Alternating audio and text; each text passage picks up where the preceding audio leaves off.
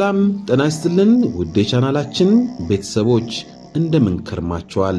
በክርስቶስ ሰላም እንላችኋለን። በዛሬው መርሃ ግብራችን ነገረ እግዚአብሔርን እንደምን እንወቅ እንደምን እንረዳ የሚል ጭብጥ ይዘን መተናልና ተከታተሉን።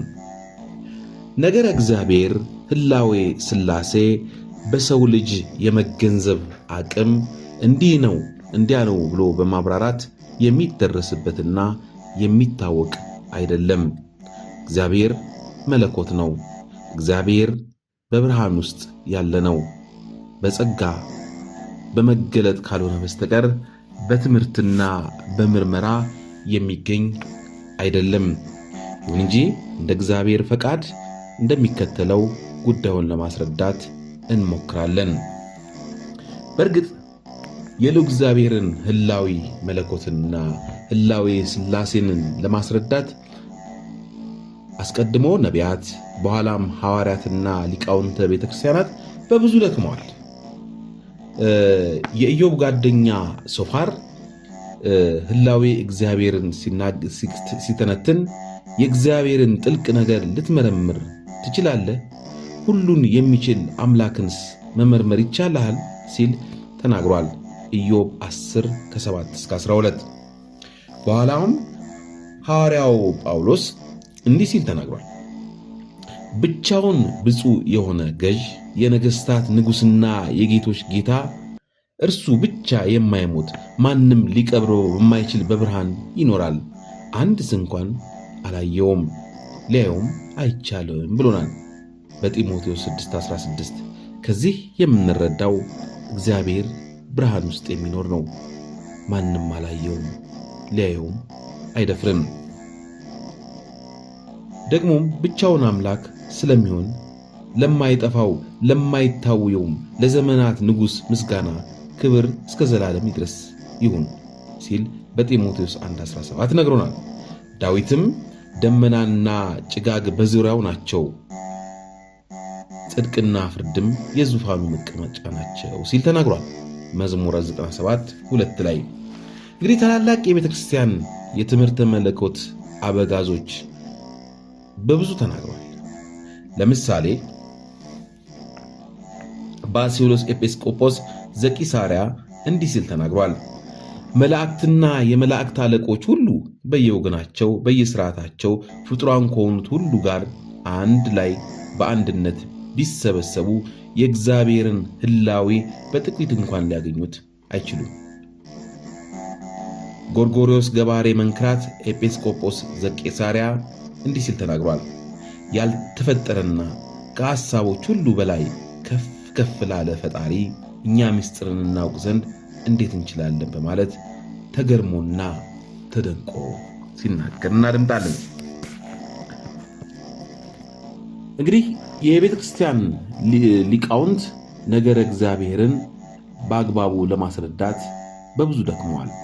ነገር ግን አለመቻሉን፣ ከባድ መሆኑን፣ ጠናና መሆኑን ደግሞ በተለያዩ ጊዜያት ነግረውናል።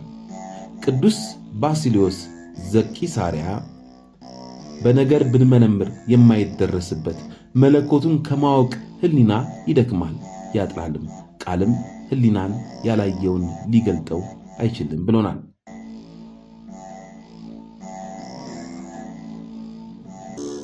ሐዋርያው ጳውሎስ ስለ እግዚአብሔር ጠቅላላ ህላዌና ስለ ባህሪው ግብር ሲናገር የእግዚአብሔርን ባለ ጠግነትና ጥበብ ዕውቀቱም እንዴት ጥልቅ ነው፣ ፍርዱም እንዴት የማይመረመር ነው።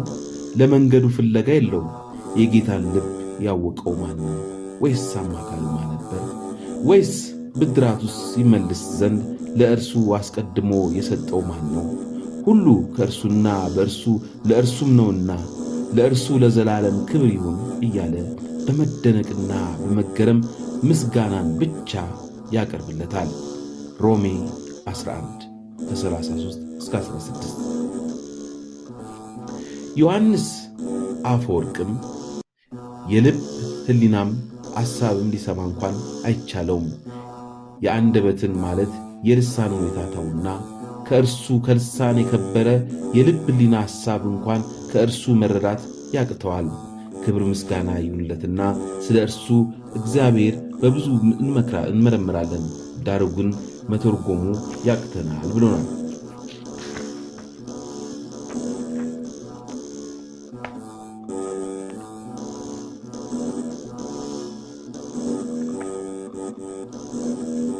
የመለኮት ሕላዌ ከሰው ልጅ አስተሳሰብ የራቀ ነውና ከሐሳቦቹም ሁሉ ይልቅ በጣም ከፍ ያለ ነውና መረዳትም መገንዘብም እጅግ አስቸጋሪ ነው። በነፋስ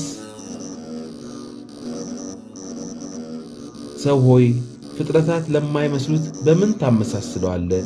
የማታስበውንስ እንዴት አድርገህ ልታስበው ይቻልሃል? በፍጡራን ሊያስተካክሉት የሚገባ አይደለም።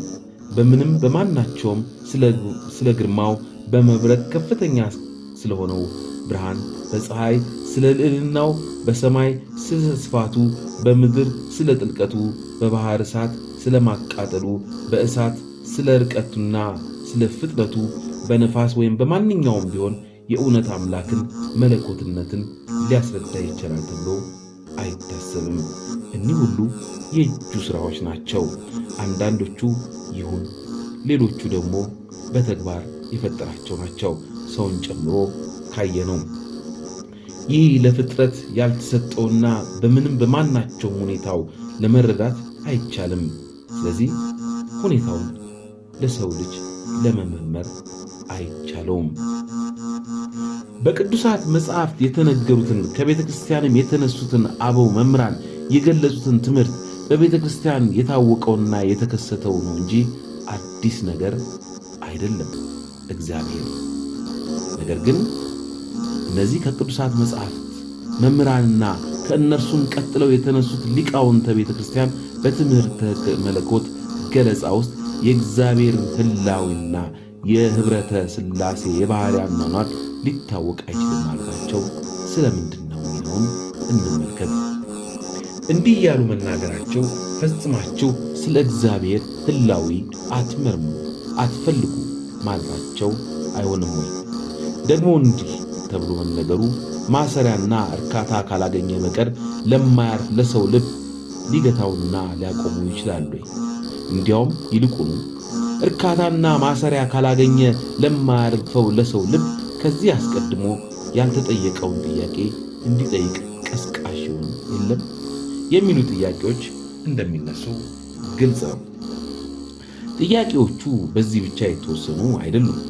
እነዚህ የቅዱሳት መጻሕፍት አበውና የቤተ ክርስቲያን መምህራን የእግዚአብሔርን ለማግኘት ለፍጡራን አይቻላቸውም በማለታቸው ሌላ ጥያቄ ተፈጥሮ እግዚአብሔርን ፈልገው ሰዎች የማያገኙት ከሆነ ቢመረመር ሕላዌና ጠቅላላ ከዋኔ የማይደረስበት ከሆነ ነገሩ እንዴት ነው?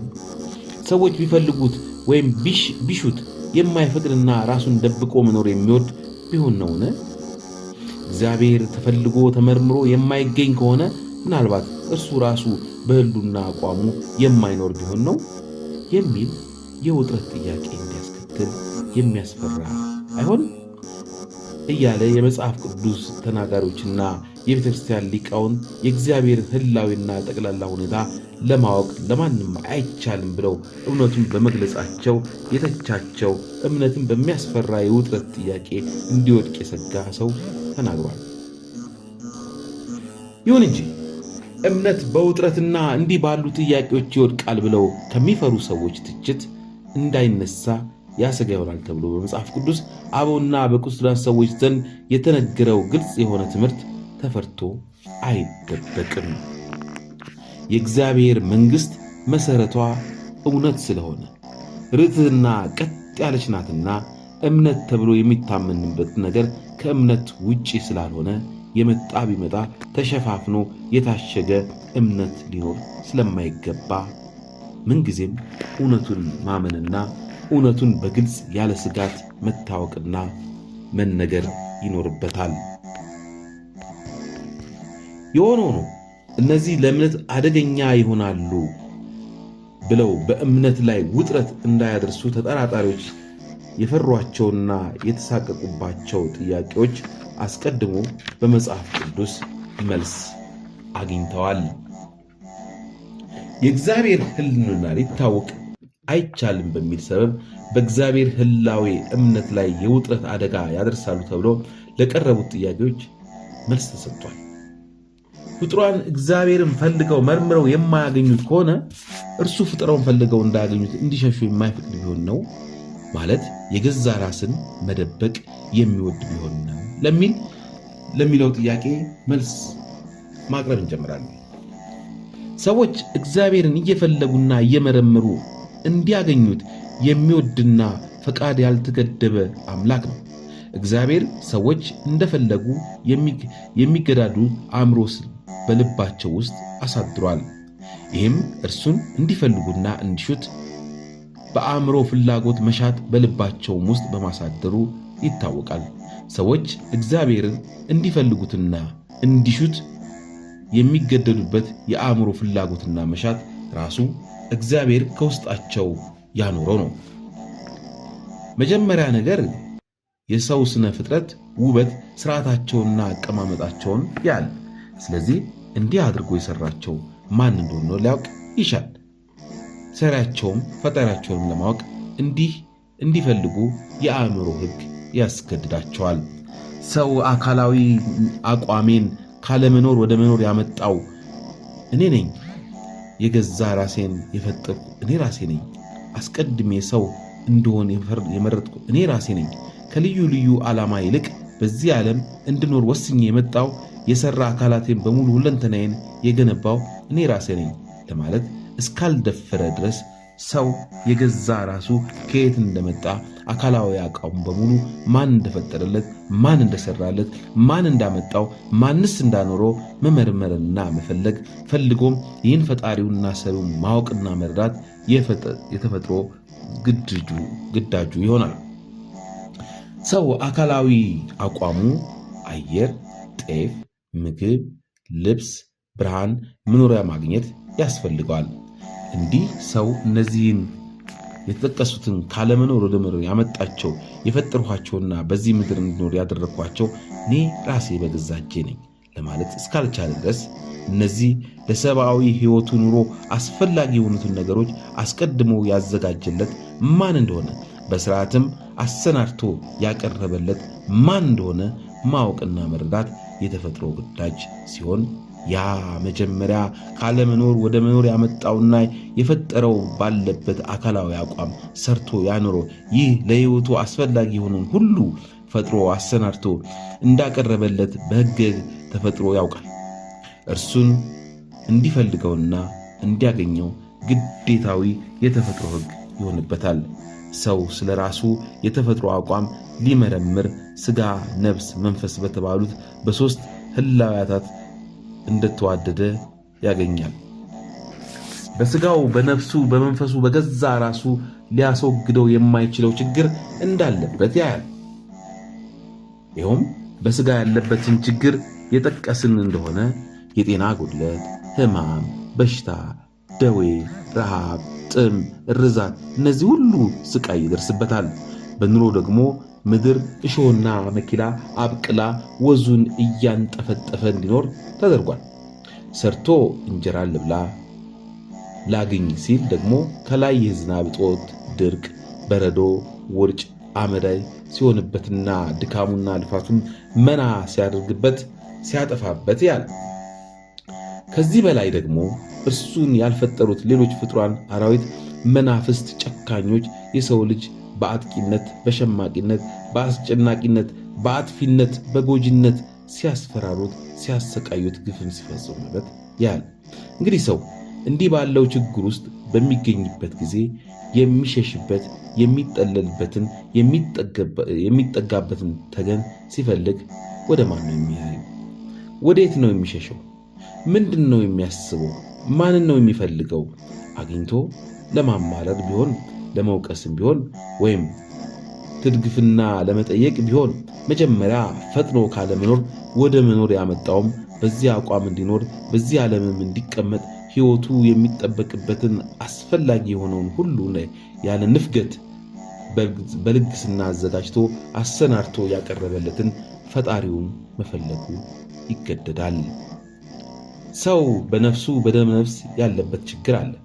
ሐዘን፣ ጭንቀት፣ መከራ፣ ስቃይ፣ ፍርሃት፣ ሀፍረት፣ ውርደት፣ ጥቃት የመሳሰለው በዚህ ዓለም አኗኗር ዘወትር ይደርስበታል። ይህም ሁሉ ከውስጡ ይሰማዋል። ከዚህም የተነሳ በብዙ ይጨነቃል።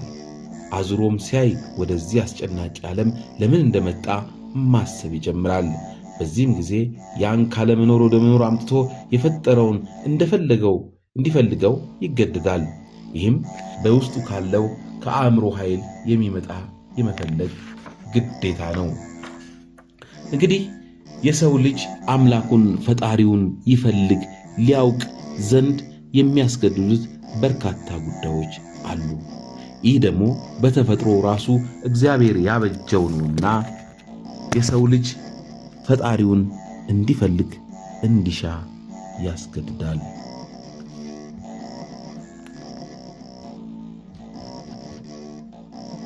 ወስብሐት ለእግዚአብሔር ወለወላዲቱ ድንግል ወበመስቀሉ ክቡር አሜን።